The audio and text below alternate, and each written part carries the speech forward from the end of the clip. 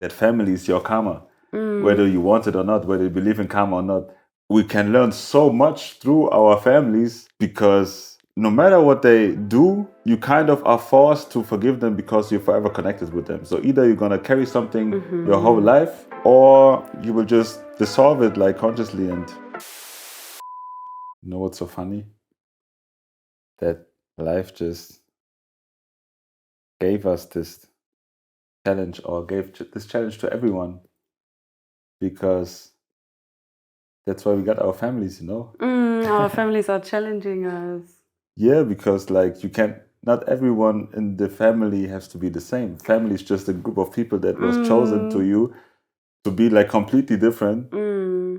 So you don't resonate with Big everything. lessons. And Very then you big have to lesson. learn, you know? Because like I feel like one of the very, very, very important virtues or values that is taught to us by our family is like really forgiveness, you know?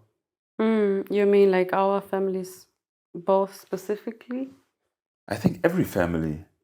Yeah, because you have no other choice. Yeah, that's the thing. A So lot of times. you can You're run away. away, or you can try to run away, but in the end, family is just always going to be family. You know, some random people you can just say like, "Fuck them! I'm never going to see you again. I break up with you or whatever." You know, but that's the funny thing about family, because we cannot choose our family. Our family is already chosen. So that's why I once also talked to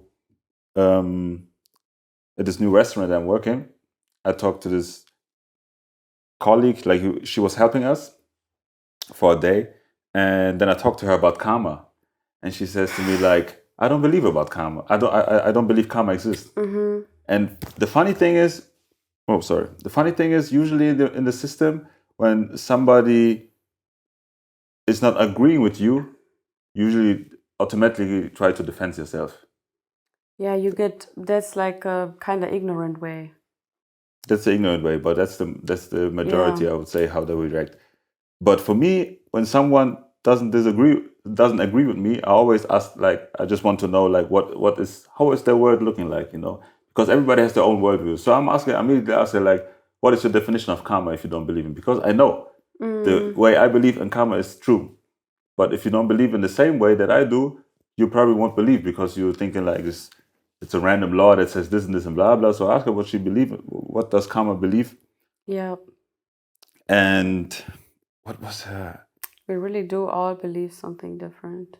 Yes, and I was so interested in how her karma looks like. Yeah. And she just said like something, when you do something good, then good will come to you, and if you do something bad, bad will come to you. Something like this, like that. It's, yeah, everything is just very already like you.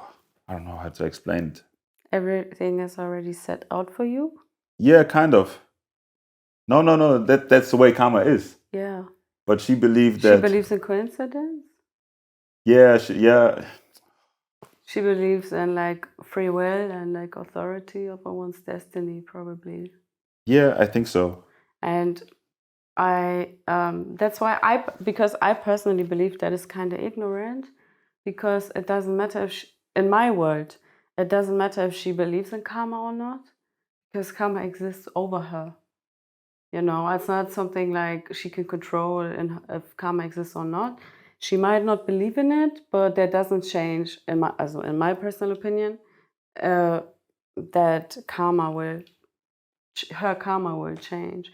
Or like she also plays into her karma by her ignorance, but still her destiny is set and driven by karma, you know?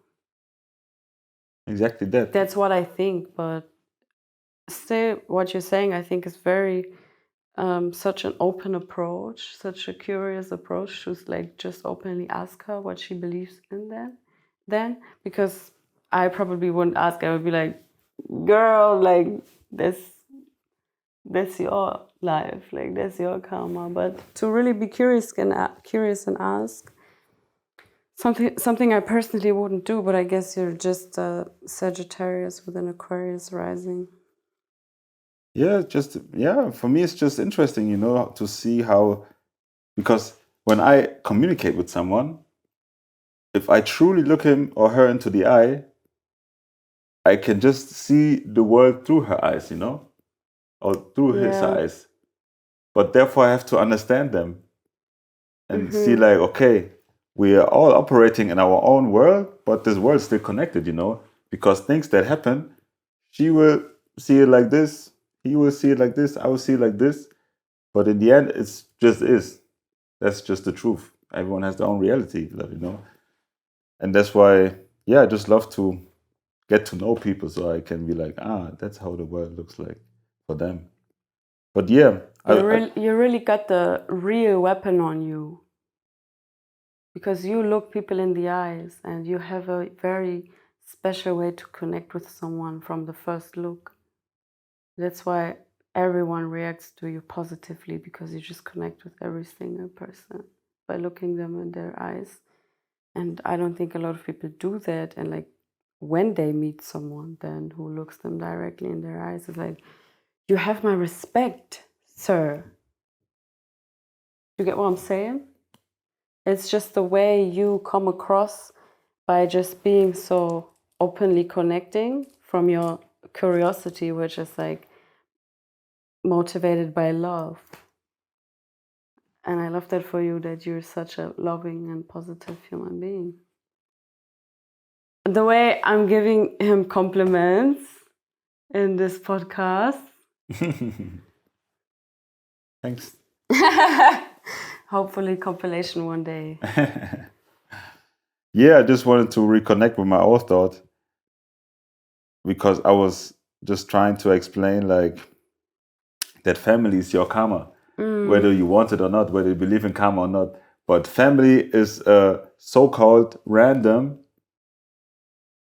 It feels constellation, so random. a random constellation of human beings, souls, personas, meeting in one group, and they're connected, like whether they want or not, whether they want or don't want. And we can learn so much through our families because no matter what they do, you kind of are forced to forgive them because you're forever connected with them. So either you're gonna carry something your whole life, or you will just dissolve it like consciously and talk about it or whatever. And I feel like, yeah, lately we also been challenged with our families to learn to forgive and learn to see the world through their eyes. Before I dive into that, I want to talk about the karmic connections specifically for a moment. Yeah. Because, like you said, I definitely do think sometimes these constellations are so random. Like in your family, you can sometimes really see how different your karma can be coming from the same womb, like with your siblings or also your relatives. Like the connections are so complex. Like the relationships are so complex. You have a mom, dad, brother, sister, a grandma, uncle, like, and every single person is so different. That is really your family and your karmic connections. But then also what is so just inspiring to me is when you form connections and also karmic connections with people outside of your family, because even though they weren't blood family, they also leave their marks on you forever, you know? So yeah, karma is very complex, but today we're really talking specifically about the family ties. And because of those ties, how they can really teach you how to forgive. Because you can have the heaviest indifferences, but still come to one terms. And I also want to specifically say that when we talk about this, we are definitely excluding abuse, because I think that is such a very intense and specific topic that should be discussed by itself. That we just Today speak from a standpoint of these are things that you can and should rekindle with your family because they teach you forgiveness and they can also only be done by forgiveness. What does it even mean to forgive someone? First, I want to talk about something else before I dive into that. Because I get too many thoughts. yeah, that's the way it is. People will get something out of it still. Yeah, to me, it's so funny that I recently realized that when I'm looking at people, for example, and I can kind of like not guess, but even calculate or recognize Analyze. but realize what part of role they play in their family. Because like, how do you say it in English? But people who ain't got no siblings. People with no siblings. With no siblings, there's a one word for it, but people with no siblings, they share the same karma, because they didn't ever know how it was to have a daughter, to have a brother or a sister. Youngins, the youngest ones, they also share the same karma because the youngest one, they're always not so. Only child. Yes, it's the last child, so people will not take him or her too serious because he's the youngest. Like we share we share it, for example, but also the youngest. Me and my dad also share that, because my dad was also the youngest. Oh. So it's so funny, like, to just make these random connections. And my mom was also the youngest girl. Yeah. So you automatically like this karmic relation is already set because everyone has a role. There's one role to you, Their dynamics too. Like the way they really save. Your position really highly influences your dynamic in your relationships. Exactly. When you're a middle child, then you have middle child tendencies. You're a people pleaser and you are the ones who makes things right because you're a bridge between worlds. And the thing is, karma for me is like a konto, because you can see how far someone is on their karmic journey, The karmic bank? The karmic bank's like the karmic journey. The more money you got on it, or the more value you got on it, the richer you are in karma. The more you can maybe also spend in this lifetime. I don't think more about spending. I think you can spend karma and also create more karma at the same time. Yeah, but I don't see karma as... I'm not talking about karma as being something you do good, you get good, or you do bad, you get bad or something. I'm thinking about challenges, lessons. It's like lessons on Duolingo. You can just check all of them. The more lessons you check, the more you've learned, the more you've grown. But you cannot just spend lessons, It's not like a bank konto where you can spend and earn. It's more like a collective konto, You cannot take something out of it, but you can only grow. But this growth is infinite. You can always learn something new. You will never outlearn. You can never outplay Duolingo. I think so. I don't know, but I think so. Because you can also learn from every lesson, You have this, how do you say it? You have this vibe or this energy between two roles in a family. And for example, if you are a people pleaser because you're a middle child, you can overcome that challenge by realizing that that comes from this relationship. That comes from, that comes from the relationship because I was the youngest with my older brother, older sister. So it doesn't mean like it is, because often when people talk about karma, I think they cannot change that,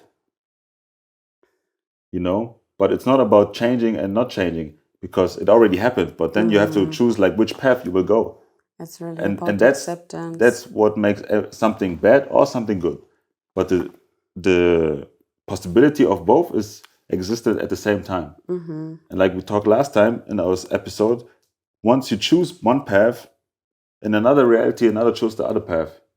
They both have to exist because they existed before, so they have to exist after that too. Yeah. But yeah, it's so funny sometimes to just realize like what kind of relationships you have with your family members and why they are that way.